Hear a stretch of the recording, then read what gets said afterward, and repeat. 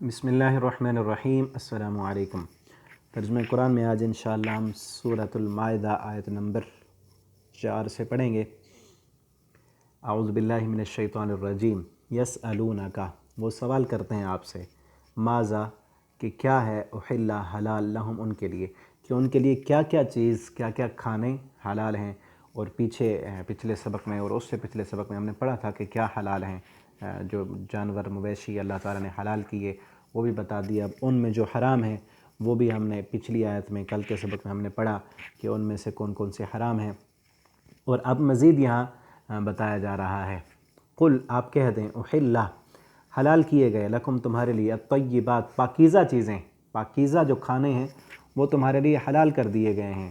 وما، اور وہ جو، علمتم، تم سکھاؤ، تعلیم دو، من الجوارح، شکاری جانوروں کو، اپنے شکاری جانوروں کو کوئی چیز تم سکھاؤ، مکلبین تعلمونہن، کہ جن کو تم تعلیم دو، مما علمکم اللہ، جو اللہ نے تم کو سکھایا، اللہ نے تمہیں تعلیم دی اور تم اپنے کسی بھی جانور کو، وہ کتا ہو، وہ کوئی بھی شکاری جانور ہے جسے باقاعدہ تعلیم دی جاتی ہے اور سکھایا جاتا ہے، وہ تمہارا شکاری جانور، وہ اگر شکار کر کے لائے تو وہ بھی کھایا جا سکتا ہے، اور اس شکار کو بھیجو بھی تکبیر پڑھ کر بھیجو، اور وہ شکار جو ہے، آگے دیکھیں، تعلمونہن مما علمکم اللہ، فاکلوا، پس کھاؤ تم، مما، اس میں سے، امسکنا علیکم، جو وہ روکے، علیکم، تم پر، وذکروا اسم اللہ، اور ذکر کرو اس پر اللہ کا نام، علیہ، اس پر، کہ جب جانور بھیجنے لگو شکاری، اس پر بھی اللہ کا نام لو،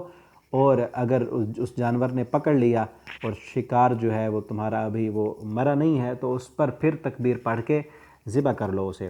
لیکن ساتھ یہ ہے کہ امسکنا علیکم، وہ شکاری جانور تمہارے لیے روکے ہوئے ہے، وہ خود اپنے کھانے کے لیے اس نے نہیں روکا، اور اگر وہ شکاری جانور بھوکا تھا اور اس نے خود اس جانور سے کچھ کھا لیا، شکار کیا، ہرن کا شکار کیا، اور اس میں سے کچھ اس نے کھا لیا اس جانور نے، تو آپ اس میں سے نہیں کھا سکتے۔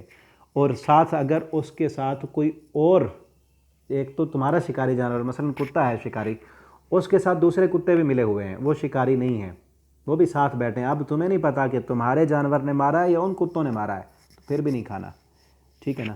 اور یہاں ایک اہم ترین سبق ہمیں اور بھی ملتا ہے، کہ جو سکھائے ہوئے کتے ہیں نا، وہ خود نہیں کھاتے، وہ مالک کے لیے پکڑتے ہیں اور پکڑ کر لاتے ہیں اور مالک کے سامنے رکھ دیتے ہیں، خود اس میں سے کچھ بھی نہیں کھاتے۔ اور آج سائنس بھی ثابت کرتی ہے کہ وہ شکاری جانور جب شکار کرے نا کتا، اس کا جو شکار ہے اس میں کوئی جراثیم نہیں ہوتے، کتے والے، اس میں کتے والے جراثیم نہیں ہوتے، حالانکہ اسلام کی تعلیمات کیا ہیں کہ کتا جس برتن میں منہ مار لے، کسی چیز کو خراب کر دے، تو اس برتن کو بھی 7 مرتبہ دھونا ہے، کیونکہ اس میں جراثیم ہے۔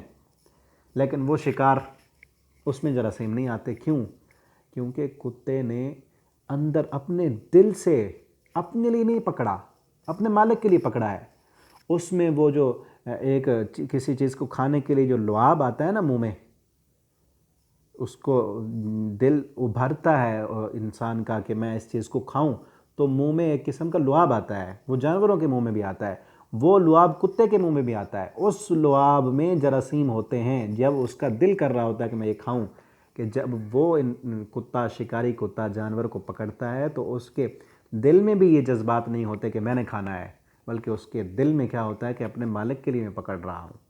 تو ہمارے لیے سبق یہ ہے کہ وہ کتا کتنا فرما بردار ہے اپنے مالک کا، چاہے وہ بھوکا بھی ہو، اس مالک نے چند دن اس کو کھانا کھلا دیا، کتنی فرما برداری کرتا ہے، باوجود بھوکا ہونے کے، بھاگا بھی، شکار کے پیچھے بھی گیا، پکڑا بھی صحیح، لیکن پھر بھی لا کر مالک کے سامنے رکھ دیتا ہے۔ ہمیں چاہیے ہم دیکھیں، اس سے سبق سیکھیں، ہم اپنے مالک کے فرما بردار بنیں، ہمارا مالک جہاں سے ہمیں کھانے کا حکم دے وہ کھائیں، جہاں سے روک دے وہ رک جائیں، اور جتنی چیزیں پیچھے روکی ہیں ان کو نہ کھائیں، اور اللہ کی حرام کردہ حدوں کے قریب نہ جائیں، نہ دیکھیں للچائی ہوئی نظروں سے حرام چیزوں کو۔ واتقوا اللہ، اور اللہ سے ڈر جاؤ، یہاں اسی لیے کہا واتقوا اللہ، اللہ سے ڈر جاؤ، کتنا تمہارا فرما بردار ہے، تمہارا شکاری جانور تمہارے لیے جان کی بازی لگا دیتا ہے لیکن کھاتا نہیں ہے کچھ۔ ان اللہ، بے شک اللہ تعالیٰ، سریع الحساب، بہت سخت حساب لینے والے ہیں، بہت جلد حساب لینے والے ہیں۔ الیوم آج کے دن احل حلال کر دیے گئے لکم تمہارے لیے الطیبات و پاکیزہ کھانے و طعام الذین اور کھانا ان لوگوں کا اوت الکتاب جن کو کتاب دی گئی. اہل کتاب کا کھانا بھی تمہارے لیے حلال ہے. اہل کتاب کا ذبیحہ تمہارے لیے حلال ہے. اور اہل کتاب کا وہی ذبیحہ حلال ہے کہ جس میں خون بہہ گیا ہو, انہوں نے صحیح طریقے سے ذبح کیا ہو. مشینی ذبیحہ جو ہے وہ آج کل کا وہ حلال نہیں ہے, کیونکہ اس میں خون بہنے کی جو ہے وہ بنیادی شرط جو ہے وہ مفقود ہے. اور جبکہ مغربی ممالک میں, یورپ وغیرہ میں آج کل جو ہے مشینی ذبیحہ کا جو طریقہ ہے وہ یہی ہے. تو اس لیے وہاں اب ان کا ذبیحہ اب جو ہے جو ٹھیک طریقے سے ذبح نہیں کیا جاتا تو وہ نہیں کھانا چاہیے. اور وطعامکم تمہارا کھانا جو ہے حل لہم وہ ان کے لیے حلال ہے. تمہارا کھانا ان کے لیے حلال اور ان کا کھانا تمہارے لیے حلال ہے. والمحصنات اور پاک دامن عورتیں من المؤمنات تمہارے مومنوں میں سے, والمحصنات اور پاک دامن عورتیں من الذین ان لوگوں میں سے اوت الکتاب جو اہل کتاب ہیں. اہل کتاب کی عورتیں جو محصنات ہیں, پاک دامن ہیں, فاحشہ اور بدکاری کرنے والی نہیں, پاک دامن عورتیں, ان سے کیا ہے تم نکاح کر سکتے ہو, وہ بھی تمہارے لیے حلال ہیں. من قبلکم جو تم سے پہلے اہل کتاب ہیں. لیکن ساتھ شرط کیا ہے, اذا آتیتموہن جب دو تم ان کو اجورہن ان کا حق مہر, ان کو ان کا حق مہر دے دو. اہل کتاب کی عورتوں سے نکاح بھی کیا جا سکتا ہے, لیکن ساتھ شرط کیا ہے کہ ان کو ان کا حق مہر بھی دینا ہے, اور محسنین پاک دامنی کے لیے نکاح کر سکتے ہیں, غیر مصافحین نہ کہ شہوت پوری کرنے کے لیے, شہوت پوری کرنے کے لیے نہیں, جس طرح کہ آج کل کا یورپی کلچر بن چکا ہے. ویلنٹائن ڈے منائے جاتے ہیں اور گرل فرینڈ بنائے جاتے ہیں, بوائے فرینڈ اور گرل فرینڈ کا کلچر. یہ اسلامی کلچر نہیں ہے. وہ یورپ والے یہاں بھی یہی جو ہے فحاشی اور یعنی پھیلانا چاہتے ہیں. اور اجازت ہے اہل کتاب سے شادی کرنے کی, لیکن شرط کیا ہے, پاک دامنی کے لیے.